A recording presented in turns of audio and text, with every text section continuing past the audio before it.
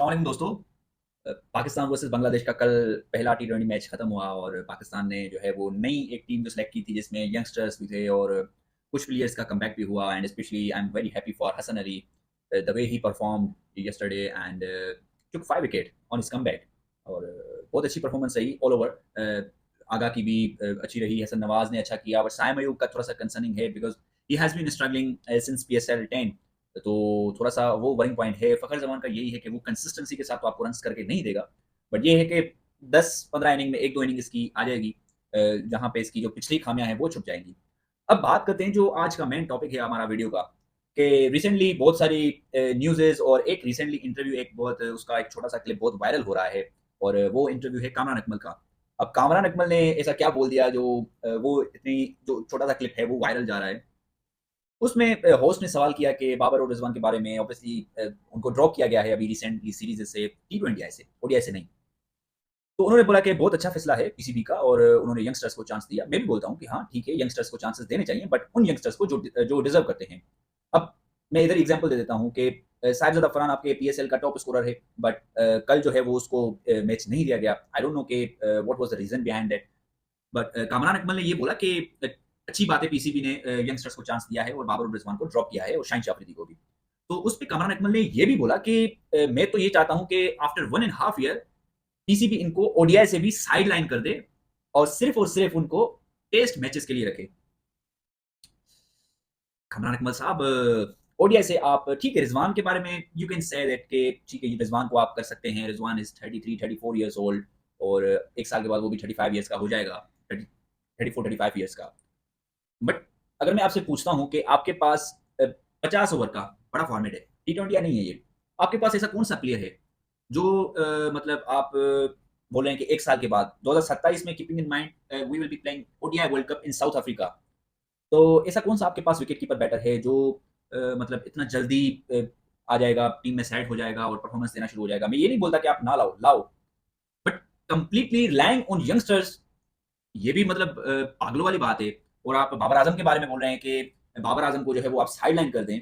बाबर आजम 30 साल का है अभी और मुझे ये समझ में नहीं आता कि हमारे फॉर्मर क्रिकेटर्स इतना उसके पीछे क्यों पड़े हैं।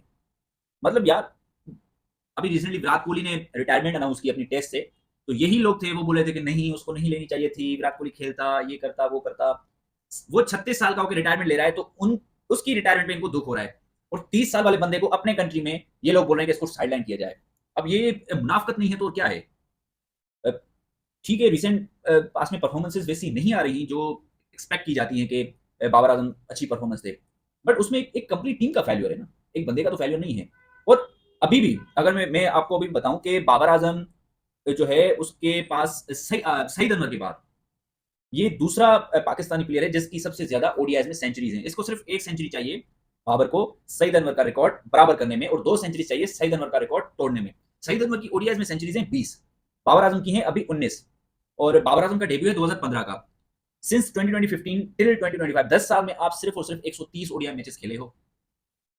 अगर आप दूसरी टीम्स को देखते हो तो वो बहुत ज्यादा मैचेस खेलते हैं। अकोल कामरान अकमल के कि इनको सिर्फ टेस्ट के लिए रखा जाए तो 2027 की मार्च तक आप सिर्फ और सिर्फ 13 टेस्ट मैचेस खेल रहे हो। मतलब साल में आपकी 4, 3, 5 टेस्ट मैचेस होती हैं, तो फिर क्या फायदा, फिर वो चला जाए छोड़ के कंट्री।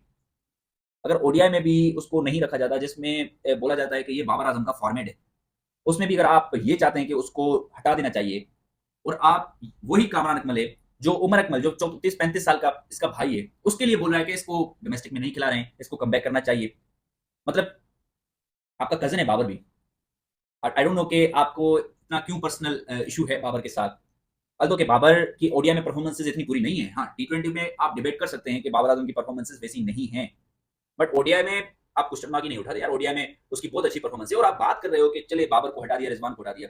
अभी रिसेंटली आप न्यूजीलैंड आपकी टीम गई तो 20 ओवर भी आपकी टीम नहीं खेल पा रही थी और यही वजह है कि आपकी क्रिकेट का डिक्लाइन है। इसी तरह के जो प्लेयर्स फॉर्मर क्रिकेटर्स हैं ना, ये शाहिन अफरीदी ने भी अपने प्रेस कॉन्फ्रेंस में ये मेंशन किया जो फाइनल लाहौर कलंदर्स में जीता, तो उसने बोला कि हमें इकट्ठे इंप्रूव करना है ना पाकिस्तान की क्रिकेट को। और जो बाहर हमारे फॉर्मर क्रिकेटर्स बैठते हैं ना, उनकी भी एक रिस्पॉन्सिबिलिटी है कि वो जब बात करें ना तो सोच समझ के बात करें। अब कामरान अकमल में आई डोंट नो कि किस हिसाब से ये बोल दिया कि एक साल में आप साइड लाइन कर दें। आप लास्ट मैच जो खेले हैं ना अपनी ODI और T20 की 2017 में खेले हैं, ODI भी और T20 भी। तो उस वक्त गालिबन आपकी भी एज यही होगी, अभी ये भी 43-44 ईयर्स का है, तो अगर आपकी भी 35 साल 36 साल तक तो आप भी खेलते रहे हो, और आपकी जो परफॉर्मेंस है, 30 का आपका एवरेज है टेस्ट में, 26 का आपका एवरेज है ओडीआई में, 150 प्लस आप ओडीआई खेल चुके हो, और आपकी सिर्फ रन से 3200, और 58 आपने T20 मैचेस खेले हैं जिसमें आपका एवरेज है सिर्फ और सिर्फ 21। आप तो ओपनर खेलते रहे हो, आपका स्ट्राइक रेट भी 119 है, कोई इतना बड़ा स्ट्राइक रेट भी नहीं है। आई डोंट नो कि आप में इतनी कैसे हिम्मत आ जाती है कि आप बैठ के बातें करते हो कि इसको साइड लाइन कर दो, उसको साइड लाइन कर दो।